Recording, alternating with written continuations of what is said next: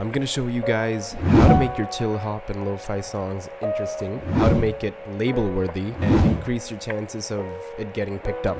How do I know this? I know this because I am releasing my debut single in a month, I guess. I don't know. It was picked up by the label that I've always wanted to work with, personally my favorite chill hop label. I'm not gonna reveal anything till the song is out. This is the story. Initially, I submitted an EP, 5 songs, and from those 5 songs, they chose 2 of them. So I went back and analyzed the EP and tried to find out why they chose those 2 songs in particular and disregarded the rest. And then I did find a pattern, at least for this label, but then I'm pretty sure it works like that for all labels. The other 3 tracks were somewhat repetitive. There wasn't enough variations to keep the listener interested throughout the song, because as you know, lo-fi and chill hop, they can be repetitive. It's usually just a 2-chord or 4-chord progression throughout the entire song with the boom bap beat. That's what typical lo-fi is. So it's easy to get bored of that. So obviously these labels are looking for something different. This is a song that I'm working on for a future release. I'm not gonna play the entire thing, but I'll show you snippets and I'll show you like parts of the structure that I did to keep it interesting, and hopefully this will also get picked up by that same label. So yeah, the most important thing that I learned is you need progressive melodies. Having a 4-bar chord progression is nice.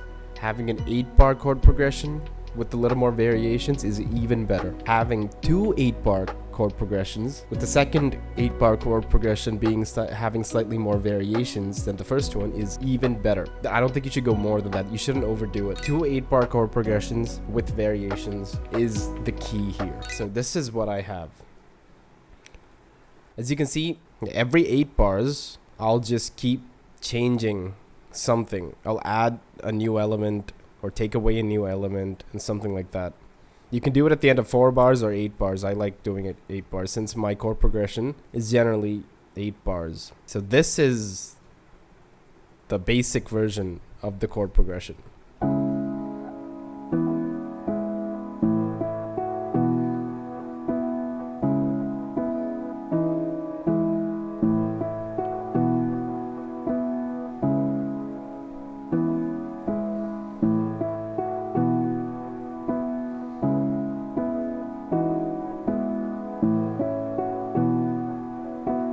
I'm not sure if you notice much of a difference.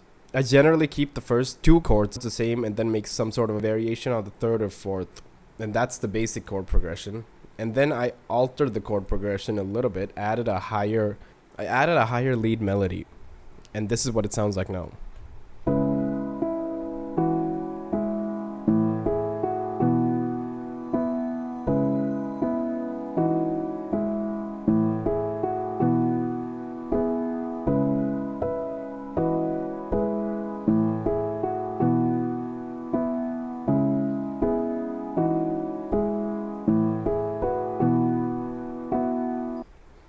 So it's the same basic chord progression as the first 8 bars, but then there's a top melody.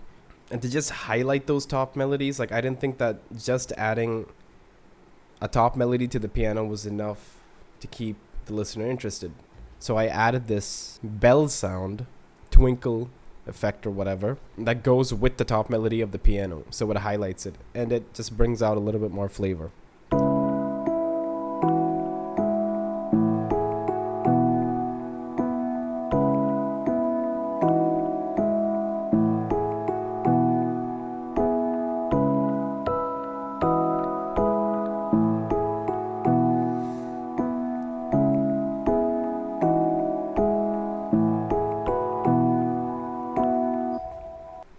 Yeah, as I moved on to the next part, I brought it back to the basic progression, but I added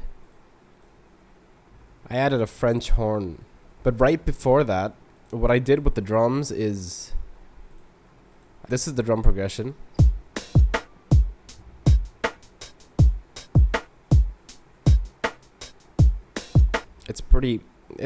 There's not much change, but just for this section here, before I went back to the basic chord progression, I added a little break over here. Filled in that last part with a bit of silence before I brought the drums back. It adds a bit of variation.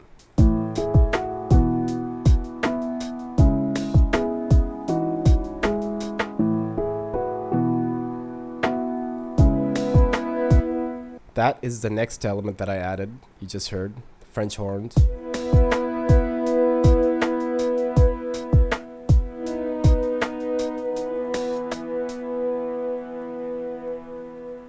I automated everything by hand, so it's still rough, needs a lot of work. And right after those 8 bars, the next element that I added was this flute that complemented the French horns, I guess.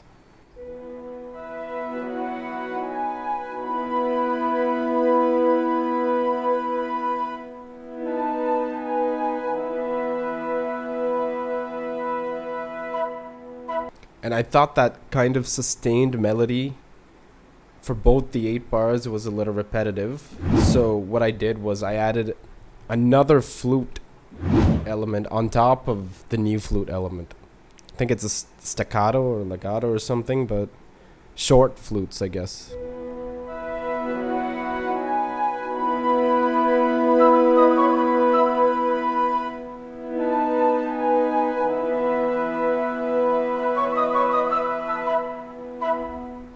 And originally the song ended after that, like after these 2 8 bars, it was actually the outro. But then I felt like I brought so much in these 16 bars. I didn't want it to just end it like that. Like I thought that those elements needed to be heard a little bit more. So what I did was this little break thing that we did earlier, right here. I extended that here, and then I brought back everything over here. So the first 8 bars, yeah. The beginning of the first 8 bars, actually the entire first 8 bars of the third section, is completely without kick and without most of the melodies, as a sort of build-up for the final transition. So it sounds like this. I'll just play the piano, the drums, French horns, and flute, I guess.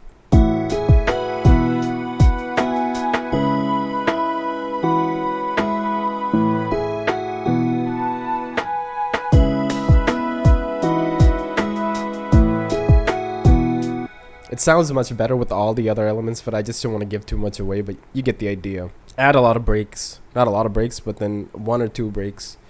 It'll make the listener crave more of what you're giving them, I guess. Tease them. Maybe that's the word. Progressive melodies. That is the most important thing that I learned in my few months of label submissions.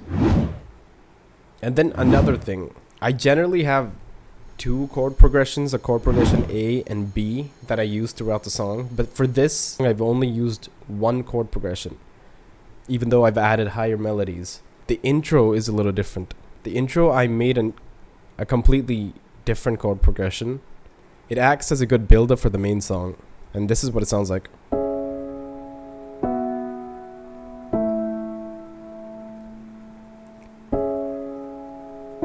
Watch how it sounds. Listen to how it sounds when the actual chord progression starts.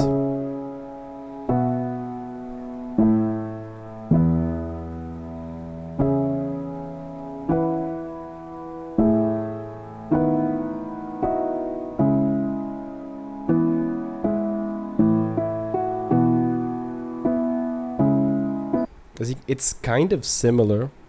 I did base the idea off of the main progression, but everything is different other than the first 2 chords maybe. And then another thing that I like to do is I like to tease the listener, again, tease, by playing a melody in the beginning that they won't hear until later in the song. It's usually a lead that I play in the second half of the song, so they won't hear anything of it for the first half, but they'll know that it's coming, and they'll be waiting for it. It makes the song a little more familiar to them. I feel like people always resonate with songs that make them comfortable, so try to make a new song as comfortable for the listener as possible, and this is one of the tricks. So, you know the bell melody that I played here that complements the top melody of the piano? I played it here. So it sounds like this.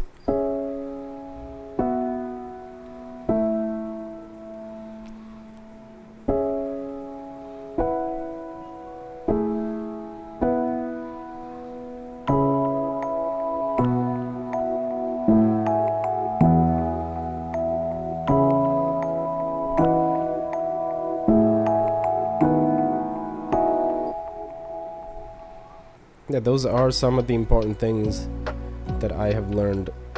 My debut single will actually, when it comes out, I'll make another video like this focusing on that particular song. I'll break down the files, the project file of that song, so you can get a clear idea of why that label chose that particular song. But for now, I hope you guys learned something from what I just explained. I know it's not much, but it will make a big difference in your production. And once you start doing this, and once you get a knack for it, start submitting to labels, and I'm sure that they'll accept it.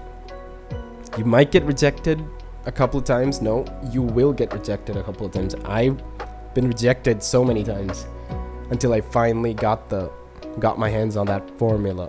I still haven't gotten it completely. I'm still learning, but I'm getting closer. And I just wanted to share some of the tips that I found within the formula with you guys.